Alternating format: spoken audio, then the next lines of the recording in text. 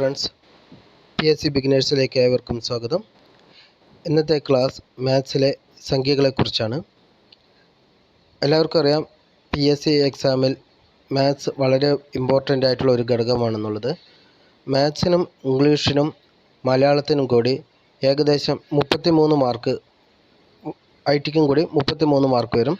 ഈ മാർക്ക് മൊത്തം നമ്മൾ കരസ്ഥമാക്കിയേ പറ്റുള്ളൂ, അല്ലെങ്കിൽ നമ്മുടെ റാങ്ക് വളരെ പിറകോട്ട് പോകും.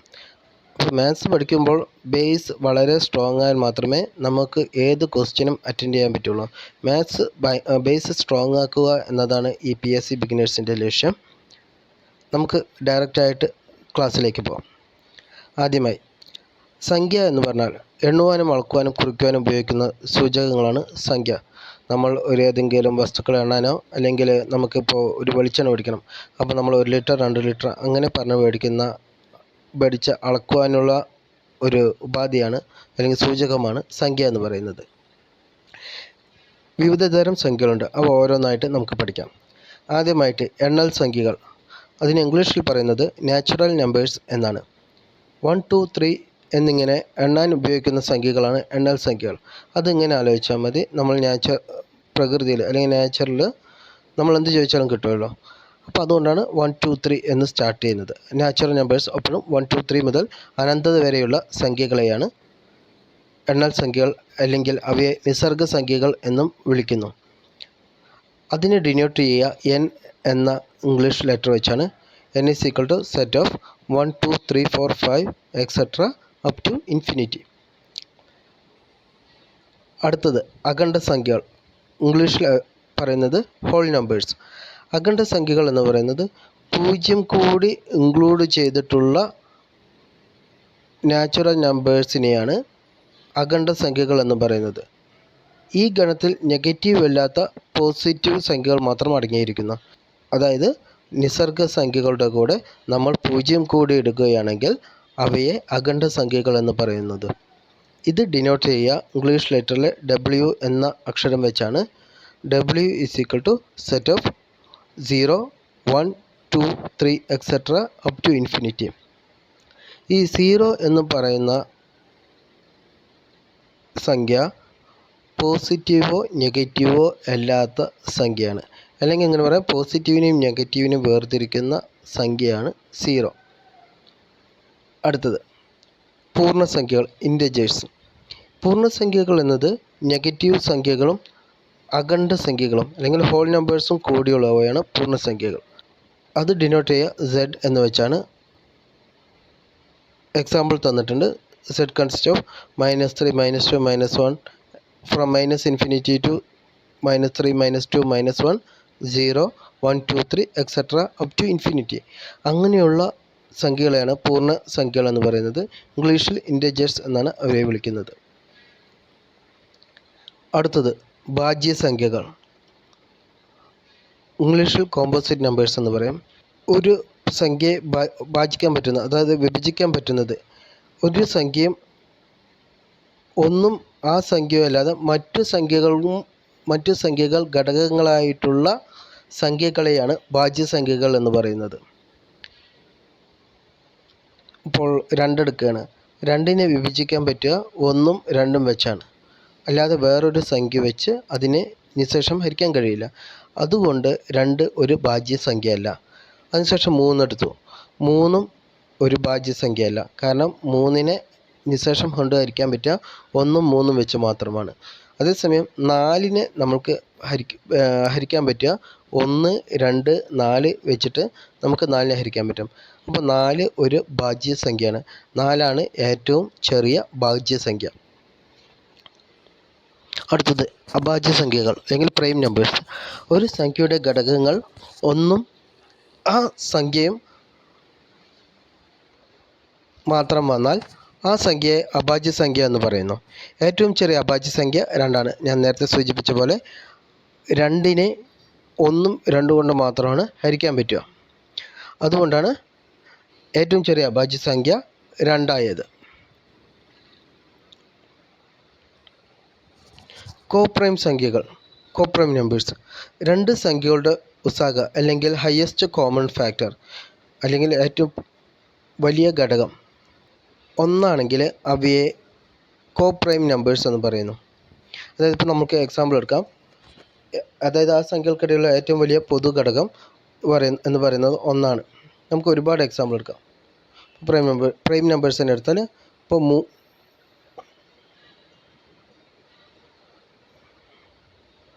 3, 7 ഇവയ്ക്കിടയിലുള്ള ഘടകം എന്ന് പറയുന്നത് ഏറ്റവും വലിയ ഘടകം ഒന്നാണ്. 3ൻ്റെ ഘടകങ്ങൾ ഏതൊക്കെയാണ്? 1ഉം 3ഉം. 7 അതുകൊണ്ടൊക്കെ നിസ്സേഷമായിരിക്കാൻ പറ്റും 1ഉം 7ഉം. അപ്പോൾ ഇതിലുള്ള ഹയസ്റ്റ് കോമൺ ഫാക്ടർ എന്ന് പറയുന്നത് ഒന്നാണ്. ഇതേമാതിരി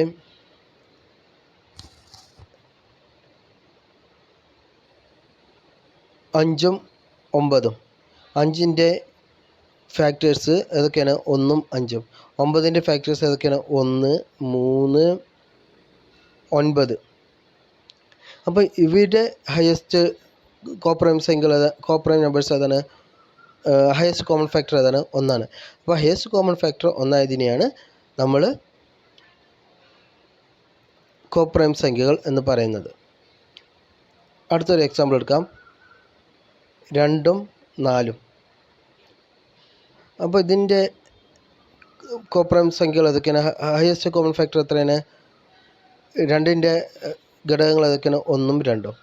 4ൻ്റെ ഘടകങ്ങൾ എത്രയാണ്? 1, 2, 4. അപ്പോൾ ഹയസ്റ്റ് കോമൺ ഫാക്ടർ ഏതാണ്? 2ആണ്. അപ്പോൾ ഇതൊരു കോപ്രൈം സംഖ്യയാണോ? അല്ല, ഇതൊരു കോപ്രൈം സംഖ്യകൾ ആവുന്നില്ല. അടുത്തത് സങ്കീർണ സംഖ്യകൾ അല്ലെങ്കിൽ കോംപ്ലക്സ് നമ്പേഴ്സ്. a+bi എന്ന രൂപത്തിൽ എഴുതാൻ പറ്റുന്ന സംഖ്യകളെയാണ് സങ്കീർണ സംഖ്യകൾ എന്ന് പറയുന്നത്. ഇവിടെ എയും ബിയും ഒരു റിയൽ നമ്പേഴ്സാണ്.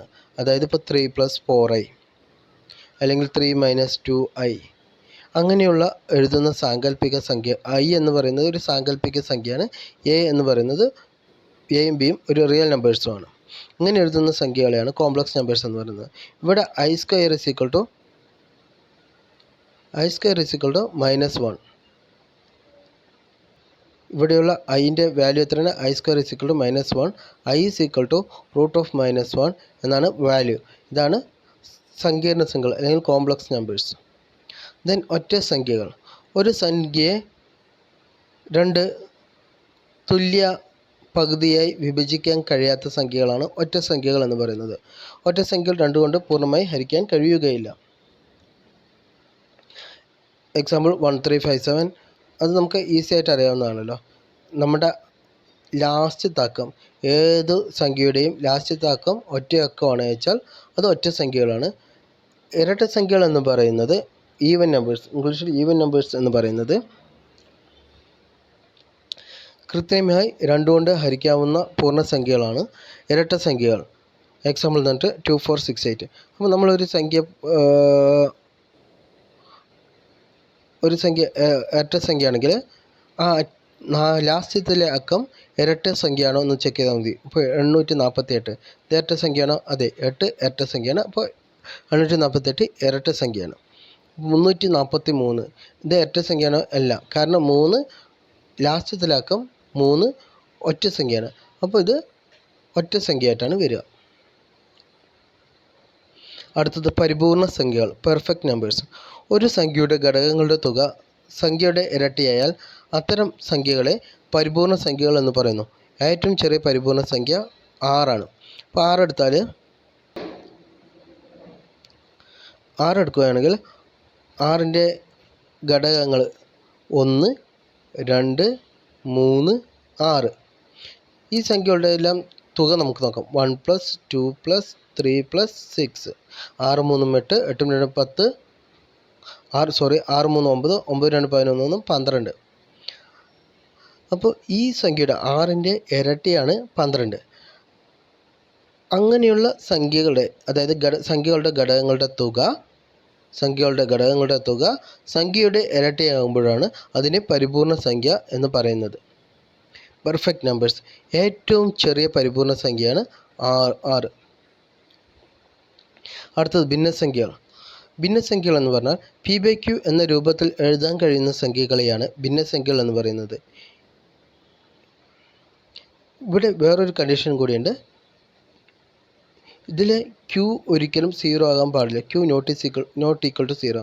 ഇവിടെ ക്യൂ 0 ആയാൽ എന്ത് സംഭവിക്കും? ഇപ്പോൾ p/ഇൻഫിനിറ്റി പറയുന്നത് p/0 എന്ന് പറയുന്നത് ഇൻഫിനിറ്റിയിലേക്ക് പോകും. അത് യഥാർത്ഥത്തിലുള്ള സംഖ്യ ആവില്ല.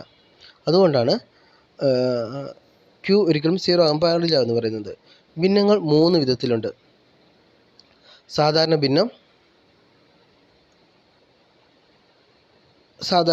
അംശം ഛേദത്തേക്കാൾ കമ്മിയാണ്, അതായത് 3/4.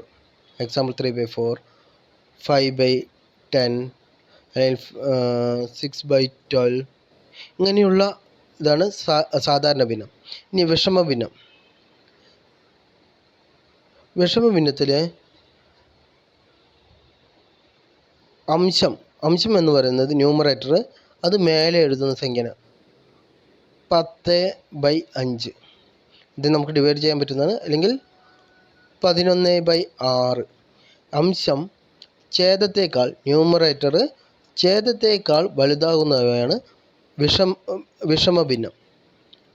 അംശം ഛേദത്തേക്കാൾ വലുതാകുന്ന സംഖ്യകളാണ്, ഭിന്നങ്ങളെയാണ് വിഷമഭിന്നം എന്ന് പറയുന്നത്. ഇനി മിശ്രഭിന്നം. ഒരു പരിപൂർണ സംഖ്യയും ഒരു സാധാരണ ഭിന്നവും ചേർന്നതാണ് മിശ്രഭിന്നം. ഇപ്പോൾ ഞാൻ പറയാം 3/4. ഇതൊരു മിശ്രഭിന്നമാണ്. ഇതിന് നമ്മൾ സാധാരണ ഭിന്നത്തിലേക്ക് മാറ്റുമ്പോൾ എന്ത് ചെയ്യണം? 3 × 4 + 3. 3 × 4 12 + 3 15/4 എന്ന് വരും. ഓക്കെ, ഇങ്ങനെയാണ് മിശ്രഭിന്നം. ഒരു സാധാരണ സംഖ്യയും പിന്നെ ഒരു സാധാരണ ഭിന്നവും ചേർന്നാണ് മിശ്രഭിന്നം.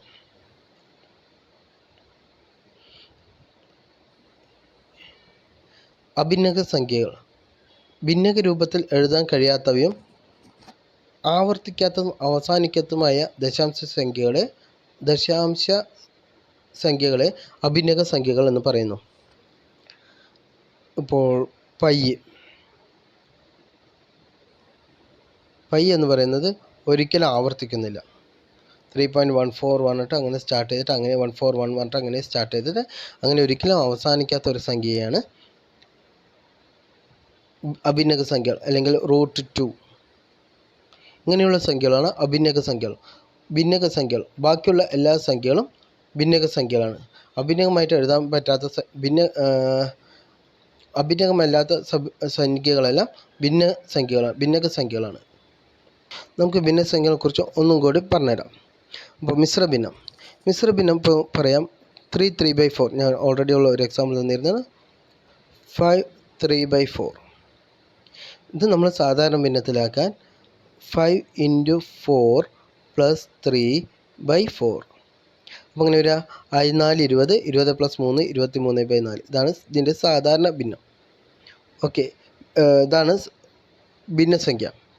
ഇനി ഇതെങ്ങനെയാണ് ഇങ്ങനെ കണ്ടുപിടിക്കുന്നത് വെച്ചാൽ, നമ്മൾ ഈ 23-നെ 4 കൊണ്ട് ഹരിക്കുമ്പോൾ 4 20 വരും, പ്ലസ് ഒരു 3/4 ബാക്കിയാവും. ഈ 5/3/4 എന്ന് പറയുന്നത് 5 + 3/4 ആണ്. ഓക്കെ, ഇനി നമുക്കത് തിരിച്ചെഴുതാം. 23/4. അപ്പോൾ നമ്മൾ 23-നെ 4 കൊണ്ട് ഹരിച്ചാൽ എത്ര വരും? 23-നെ നമ്മൾ 4 കൊണ്ട് ഹരിക്കുകയാണ്. അപ്പോൾ 4 20 വരും, ബാക്കി ശിഷ്ടം 3 വരും. അപ്പോൾ നമുക്ക് ഇങ്ങനെ എഴുതാം. ഈ 23-നെ 20 + 3/4 എന്ന് എഴുതാമല്ലോ. ഇങ്ങനെ എഴുതിയാൽ ഈ 4-നെ 20 കൊണ്ടും ഹരിക്കണം, 3 കൊണ്ടും, 3-നെയും 4 കൊണ്ട് ഹരിക്കണം, 20-നെയും 4 കൊണ്ട് ഹരിക്കണം, 3-നെയും 4 കൊണ്ട് ഹരിക്കണം. അപ്പോൾ 20-നെ 4 കൊണ്ട് ഹരിച്ചാൽ 5 വരും, പ്ലസ് 3/4. ഇതിനെയാണ് 5/3/4 എന്നെഴുതുന്നത്. ഇനി അടുത്തൊരു ക്വസ്റ്റ്യൻ. ഇപ്പോൾ ചിലവർ 20 + 3/4 എന്ന് എഴുതിയാൽ ഈ 4 ഡിവൈഡ് ചെയ്യേണ്ടത് 3-നെ മാത്രമാണ്. അതേസമയം 20 + 3/4 പറഞ്ഞാൽ ഇവിടെ 20-നെ 4 കൊണ്ട് ഹരിക്കേണ്ട, 3-നെ മാത്രം ഹരിച്ചാൽ മതി. ഇപ്പം ഇത് അല്ല, 20 + 3/4. ഇത് രണ്ടും 2 സംഖ്യകളാണ്. ഇത് നമ്മൾ ഭിന്നസംഖ്യയിൽ വളരെ വ്യക്തമായിട്ട് മനസ്സിലാക്കേണ്ട കാര്യമാണ്. ഒരു സംഖ്യാ ശ്രേണിയുടെ ഒരു ക്വസ്റ്റ്യൻ വന്നിരുന്നതാണ് കേരള PSCയിൽ. അതായത് -10 ഇവിടെ എഴുതാം. ഒരു സംഖ്യയിൽ -10, -5, -1 ഈ സംഖ്യയിൽ ഏറ്റവും വലുത് ഏതാണ് എന്നായിരുന്നു PSCയുടെ ക്വസ്റ്റ്യൻ. ഇതുപോലെ ഒരു ക്വസ്റ്റ്യൻ ആയിരുന്നു PSCയിൽ. അപ്പോൾ 10 വലുതാണല്ലോ എന്ന് പറഞ്ഞ് പലരും -10 ആൻസർ എഴുതിയിട്ടുണ്ടായിരുന്നു. അത് തെറ്റാണ്. ഒരു സംഖ്യാ ശ്രേണിയിൽ നമ്മൾ 0 കറക്റ്റായിട്ട് പോസിറ്റീവ് നെഗറ്റീവ് വേർതിരിക്കുന്നു. ദെൻ 0യുടെ റൈറ്റ് ഭാഗത്ത് 1 2 3 എന്ന് പോകുന്നു. അതേസമയം ലെഫ്റ്റ് സൈഡ് -1 -2 -3 എന്നിങ്ങനെ ആവുന്നു. അപ്പോൾ ഇതിൽ ഏറ്റവും ചെറിയ സംഖ്യ ഏതാണെന്ന് ചോദിച്ചാൽ -3 ആണ്. നമ്മൾ ഒരു സംഖ്യയുടെ ശ്രേണിയുടെ ലെഫ്റ്റ് സൈഡിലേക്ക് പോകുന്തോറും സംഖ്യ ചെറുതാവുകയും ഒരു സംഖ്യാ ശ്രേണിയുടെ റൈറ്റ് സൈഡിലേക്ക് പോകുന്തോറും സംഖ്യ വലുതാവുകയും ചെയ്യും. അപ്പോൾ ഓർക്കുക -1 ആണ്. -10, -5, -1 ഇതിലെ ഏറ്റവും വലിയ സംഖ്യ -1ഉം ഏറ്റവും ചെറിയ സംഖ്യ -10ഉമാണ്. ഇങ്ങനെയുള്ള ബേസിക് കാര്യങ്ങൾ നമുക്കറിഞ്ഞാൽ മാത്രമേ നമുക്ക് ഇതിനെക്കുറിച്ച് മാത്സിൽ ഫുൾ മാർക്ക് നേടാൻ കഴിയുകയുള്ളൂ.